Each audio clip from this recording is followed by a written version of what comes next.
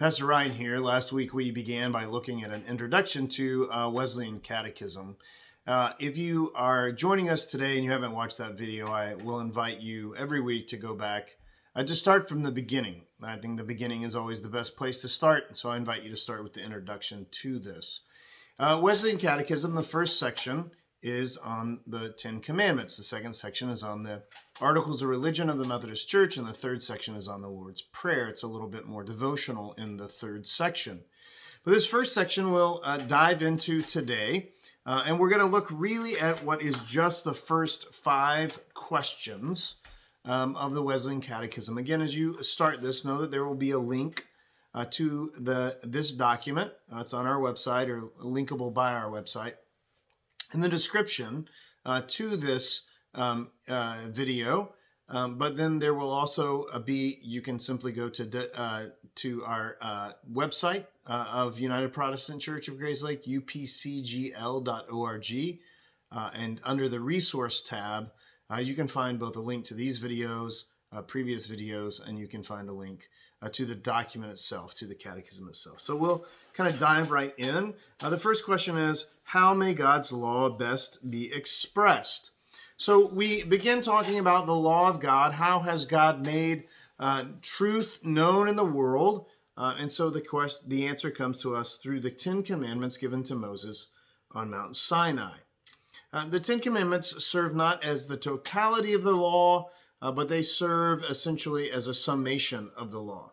It means that there really is nothing that is left out. There are details certainly that are not included, but in an overarching way, the 10 Commandments govern our lives, and they tell us about how our relationship with God should go and how our relationship with one another should go. And so these 10 Commandments, in many catechisms, the 10 Commandments are gone over just as they are here in a Wesleyan Catechism. Question number 2, what are these commandments? The second question goes through all the 10 Commandments. God spoke all these words, and that's what we learn in Exodus. The first commandment, I am the Lord your God, who brought you out of Egypt, out of the land of slavery. You shall have no other gods before me. God locates himself in this commandment, in the giving of this commandment in Exodus chapter 20, verses 2 and 3. And not just saying that he is God, but he roots himself within the history of not only humanity, but the history of a particular people. I am the Lord your God who brought you up out of Egypt. The second commandment, you shall not make for yourself an idol in the form of anything in heaven above, or on the earth below, or in the the earth beneath, or in the waters below. You shall not bow down to them or worship them, for I, the Lord your God, am a jealous God, punishing the children for the sin of the fathers to the 3rd and 4th generation of those who hate me, but showing love to 1,000 generations of those who love me and keep my commandments. You see here in both of these, and you will see this throughout the Catechism, the word Lord in all capital letters. And so the Hebrew word for Lord is Adonai, but oftentimes in respect, the Hebrew word for Adonai, for Lord is Adonai, but out of respect, in the places in the Tanakh, in the Old Testament, when God's name, Jehovah, is used, or Yahweh, in Hebrew tradition, in Judaism, you do not say God's name, lest you might take God's name in vain, but instead, when you read it, you speak out loud the word for Lord, Adonai.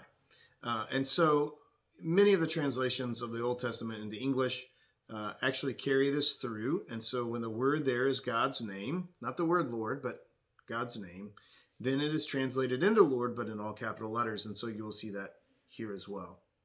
The third commandment, you shall not misuse the name of the Lord your God, for the Lord will not hold anyone guiltless who misuses his name. That's why we say Lord instead of God's name, Exodus 20, verse 7. The fourth commandment, remember the Sabbath day by keeping it holy. 6 days you shall labor and do all your work, but the 7th day is a Sabbath to the Lord your God. On it you shall not do any work, neither you nor your son nor your daughter, nor your manservant or maidservant, nor your animals, nor the alien within your gates. For in 6 days the Lord made the heavens and earth, the sea and all that is in them, but he rested on the 7th day. Therefore the Lord blessed the Sabbath day and made it holy. Pretty straightforward. In Judaism, the seventh day, Saturday, from sundown on Friday as we consider it to Saturday, is the seventh day. The fifth commandment, honor your father and your mother so that you may live long in the land the Lord your God is giving you. It's the first commandment with a promise. The sixth commandment, you shall not murder. The seventh, you shall not commit adultery. The eighth, you shall not steal. The ninth, you shall not give false testimony against your neighbor. The 10th, you shall not covet your neighbor's house. You shall not covet your neighbor's wife or his manservant or maidservant, his ox or donkey or anything that belongs to your neighbor. Those are the 10 commandments. And then question 3 comes to us. What is meant that God spoke these words? And so we began just a few minutes ago and said at the beginning of the answer for question 2, what are these commandments? The answer, God spoke these words, and then we went through the 10 commandments. But what is meant? What is meant by this, that God spoke these words? The answer comes to us that God spoke all these words. The law of the 10 commandments is the law of God's making, a law of his own speaking. God has many ways of speaking to the children of men by his spirit, conscience, providence, his voice in all which we ought carefully to attend to. But he never spoke at any time, on any occasion, so as he spoke the 10 commandments, which therefore we ought to hear with the more earnest heed. This law God has given to man before. It was written in his heart by nature, but sin had so defaced that writing that it was necessary to revive the knowledge of it. This is from Wesley's explanatory notes on the Old Testament, in particular on Exodus chapter 20. So there are a few things in here that I want to unpack. The first is that the 10 commandments are not something that are external. They're not external, just somebody came up with these. It's not even that God came up with these and thought they would be a good idea. The 10 commandments are a speaking of the intrinsic nature of God and the way that God has always desired and purposed us to live in a relationship with him and to live in a relationship with one another. These 10 commandments are intrinsic to us. They were written upon our hearts. This law was given to man before. It was written on his heart by nature. That's what John Wesley says. Not by nature, not by the natural world, but by the nature that God gave us as he created us in his image.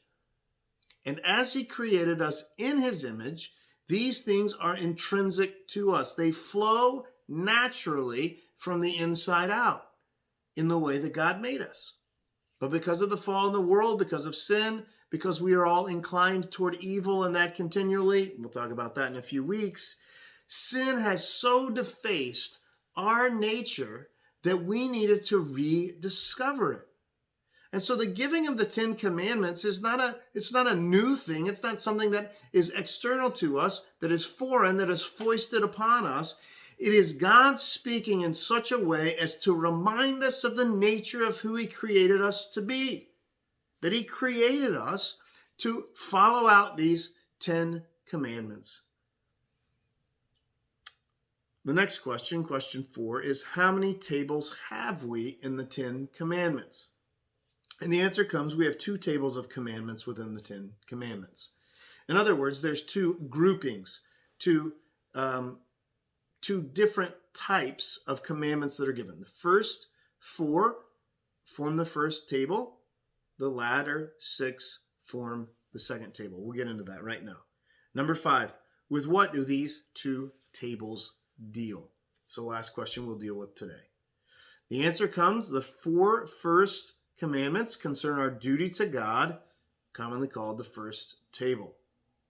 It was fit that those should be put first because man had a maker to love before he had a neighbor to love.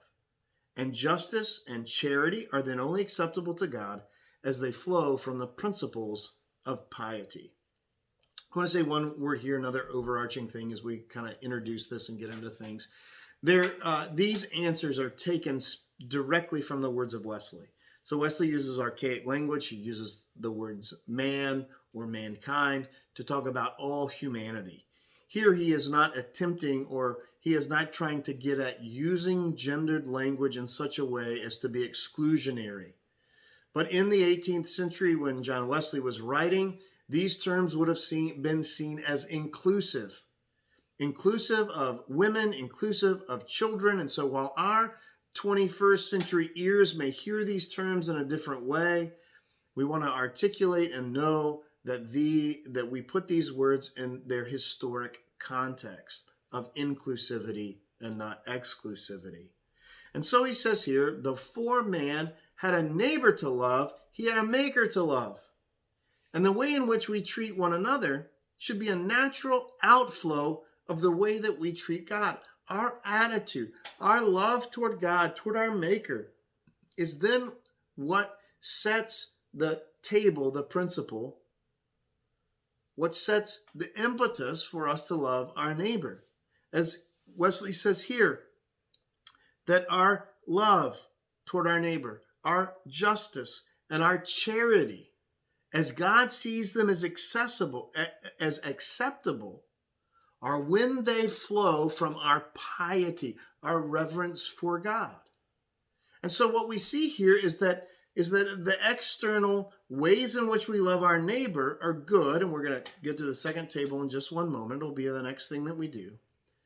But that is following from the way that we treat God, the way that we love God. The second table, as they are commonly called, the 6 last commandments, which concern our duty to ourselves and one another, and are a comment upon the second great commandment. Thou shalt love thyself. Thou shalt love thyself. I'll get it correctly in this older English. Thou shalt love thy neighbor as thyself. As religion towards God is an essential branch of universal righteousness. So righteousness toward man or toward men is an essential branch of true religion. Godliness and honesty must go together. And here what Wesley is calling honesty is the loving way in which we treat our neighbors, that we treat our neighbors in an honest way. If we are honest with our neighbors, then these 6 commandments are things that these latter 6 commandments are things that we would follow. We would not covet, we would not steal, we would not lie, we would not commit adultery, we would not murder, and we would honor our mother and our father. Indeed, those things they go hand in hand with our godliness, our piety, our reverence for God. So Wesley here is very clear, and we will see this as we go along with Wesley, is that he is very precise in his language, but he ties things together. He does talk specifically about ways that we should love our neighbors that are revealed in the 10 Commandments, or re-administered in the 10 Commandments, rediscovered in the 10 Commandments that were written on our hearts as we were made in the image of God in the Garden of Eden, and he breathed into us in the breath of life. But so also is our piety. These two things go hand in hand. The 10 Commandments then, and this is what we take from this first day, the 10 Commandments are not something external to us. They're not something foreign to our nature, but rather they are a recapitulation of who and how God made us to be from the very beginning, made in his image and in our nature itself. God bless.